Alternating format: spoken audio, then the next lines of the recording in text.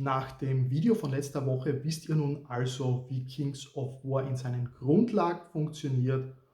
Und heute wollen wir uns mal ansehen, was brauchen wir, wenn wir in dieses Tabletop einsteigen wollen. Und damit Servus zusammen zu diesem neuen Video. Wir werden uns heute mal, wie gesagt, ansehen, was wir so brauchen, wenn wir in Kings of War einsteigen möchten. Jetzt kann es natürlich sein, dass ihr von verschiedenen Richtungen kommt. Vielleicht seid ihr schon im Tabletop-Hobby und habt Figuren vielleicht auch nicht und steigt komplett neu mit Kings of War in das Hobby erst ein. Und genau dafür möchte ich euch einfach hier ein paar Tipps geben. Nach dem Video von letzter Woche habt ihr ein paar Grundlagen mitbekommen, wie das Spiel funktioniert.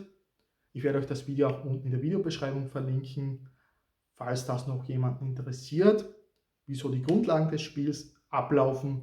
Aber an und für sich, wenn ihr das mal hinter euch habt, braucht ihr ein Regelbuch. Dafür habt ihr die Möglichkeit, hier ein einzelnes Regelbuch zu kaufen. Ungefährer Preis 35–40 Euro. Das rote Buch, das ich hier in Händen halte, ist das aktuelle mit den abgedateten Regeln. Hier habt ihr alle Armeelisten drinnen, die ihr braucht für das Spiel im Großen und Ganzen und eben die vollständigen Regeln. Was hier leider ein bisschen fehlt, aber ist natürlich dem Umfang geschuldet, ist der Fluff-Anteil zur Hintergrundwelt von Kings of War. Das findet ihr aber auch kostenlos im Internet.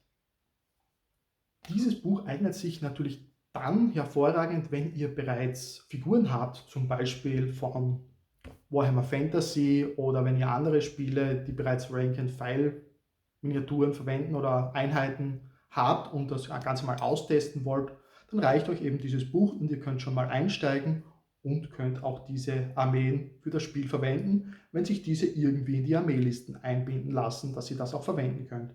Dazu ist es auch durchaus möglich, die Song of Ice and Fire Miniaturen oder ähnliches zu verwenden, wenn ihr diese ohnehin schon habt. Aber sagen wir jetzt, ihr seid noch ganz von vorne dabei, ihr spielt andere Tabletop-Systeme, die eben vielleicht im Science-Fiction-Bereich angesiedelt sind oder eben überhaupt noch nichts habt. Da gibt es natürlich dann auch andere Möglichkeiten. Natürlich das Regelbuch könnt ihr euch auch so kaufen, wenn ihr noch gar nichts habt, aber ich würde da andere Sachen vorschlagen. Zum Beispiel gibt es hier diese Ambush-Starter-Sets, die seit kurzer Zeit jetzt verfügbar sind. Da werden hoffentlich in Zukunft auch noch mehr erscheinen, denn ich finde diese Sets extrem gut für den Einstieg und eben dann vor allem interessant, wenn ihr noch nichts habt, weil hier bei den Halblingen zum Beispiel bekommt ihr laut dem, was abgedruckt ist, 2 Kavallerietruppen und ein Regiment Infanterie. Könnt das Ganze auch anders zusammenbauen, wenn ihr euch dazu das Video anseht, das ich zu diesem Set schon mal gemacht habe. Da könnt ihr wesentlich mehr draus rausholen aus diesen Boxen. Werde ich euch auch beides dazu verlinken. Ihr findet das sowohl zu dieser Box als auch zu den Ogern in der Videobeschreibung unten, falls euch das interessieren sollte. Auf alle Fälle, wieso ich diese Sets so interessant finde, diese Boxen kosten 40 Euro, sind im Einzelhandel sogar noch ein bisschen günstiger, auch so um die 35 Euro zu haben, was uns eben das einzelne Regelbuch kosten würde. Und wir bekommen eben meistens eine kleine Auswahl an Truppen, wie ihr gerade gesehen habt hier. Und dann noch so ein Booklet, beziehungsweise sind das sogar 2 so Hefte, die versorgen uns einerseits mit den Grundregeln von Kings of War, also da kommen wir dann wieder zurück zu dem Video von letzter Woche mit den Grundlagen. Da bekommt ihr eigentlich in diesem Booklet alles, was ihr an Regeln braucht, um mal in das Spiel reinzukommen, plus dann eben noch eine Zusammenbauanleitung und ein bisschen Fluff der Armee und das alles für eben diesen recht überschaubaren Preis von nur 35 bis 40 Euro. Eben vor allem dann interessant, wenn ihr mal ins Spiel reinschauen wollt, noch gar keine Figuren für Kings of War habt, die ihr irgendwie verwenden könnt und einfach auch sagt, ich möchte noch gar nicht so viel Geld ausgeben, sondern nur mal einen Blick in das Ganze werfen. Dafür bieten sich diese Sets meiner Meinung nach ganz gut an, um mal eben diesen Einstieg zu wagen.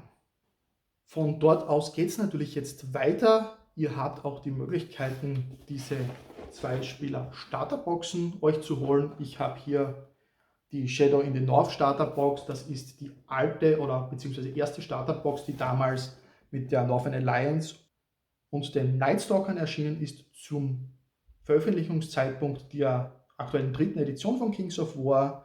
Dementsprechend hier sind auch noch ältere Figuren drinnen und auch das alte grüne Buch abgedruckt. Ich habe jetzt mal nachgeschaut.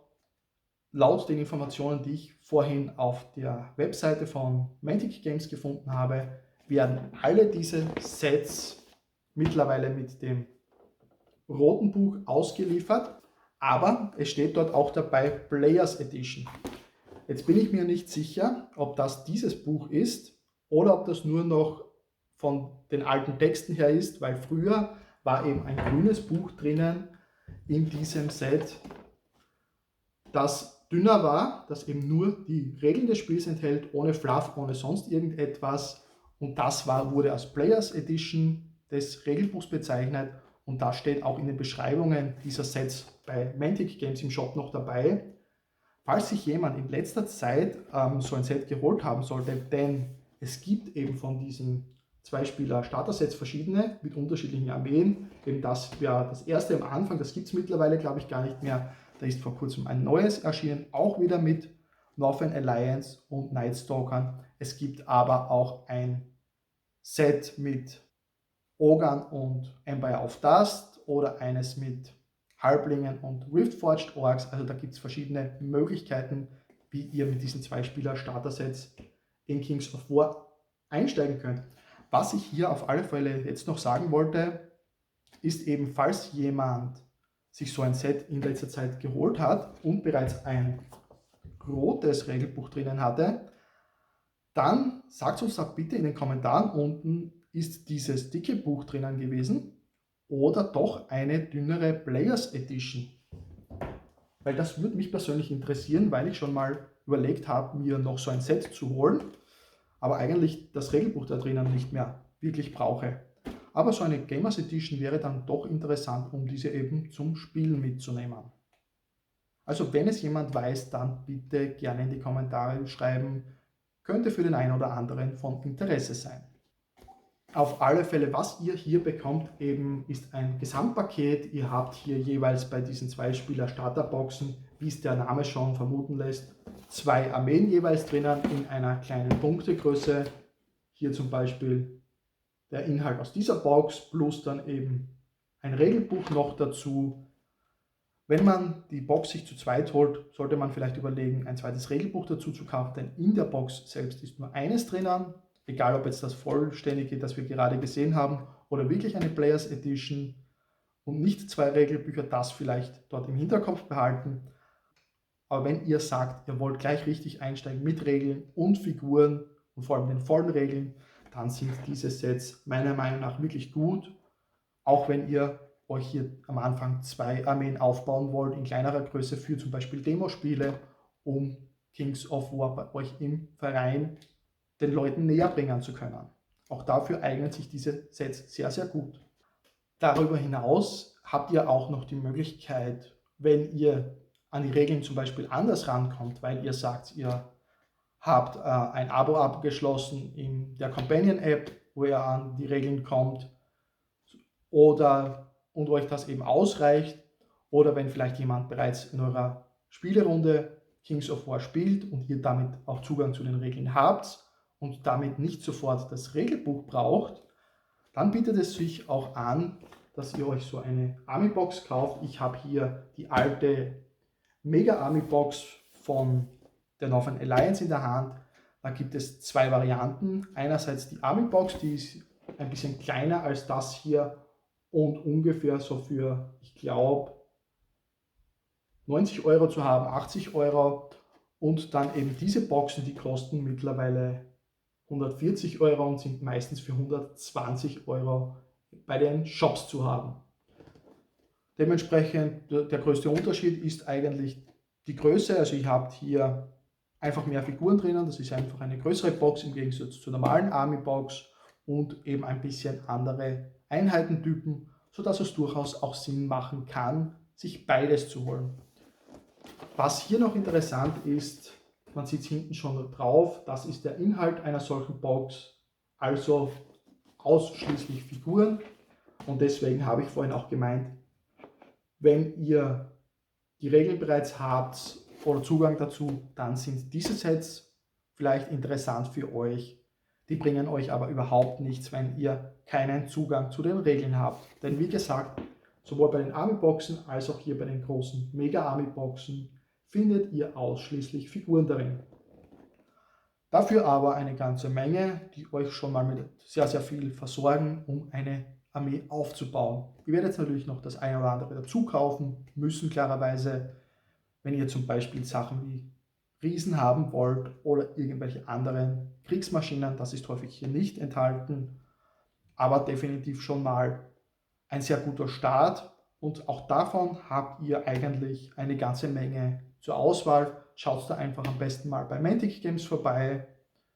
Findet ihr auch einen Link in der Videobeschreibung oder auch bei euren Shops. Da gibt es auch diverse Shops, die eben bei uns im deutschsprachigen Raum Kings of War im Angebot haben. Und schaut da einfach mal nach, was da alles für Army-Boxen und Mega-Army-Boxen verfügbar sind.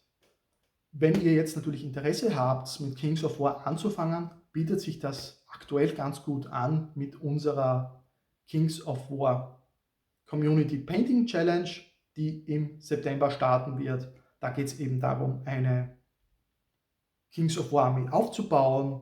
Details dazu findet ihr auf diversen Videos. Das Ankündigungsvideos dazu werde ich euch auch in die Videobeschreibung packen, beziehungsweise werdet ihr am Ende des Videos hier finden, damit ihr gleich weiterschauen könnt, falls euch das interessiert. Und dazu könnt ihr euch dann einfach über den Link unten zum Newsletter anmelden, den ich kürzlich eingerichtet habe, denn darüber wird die komplette Challenge ablaufen und werdet ihr auch immer informiert, wenn es etwas Neues gibt zur Challenge und das eine oder andere eben zu unserem Hobby.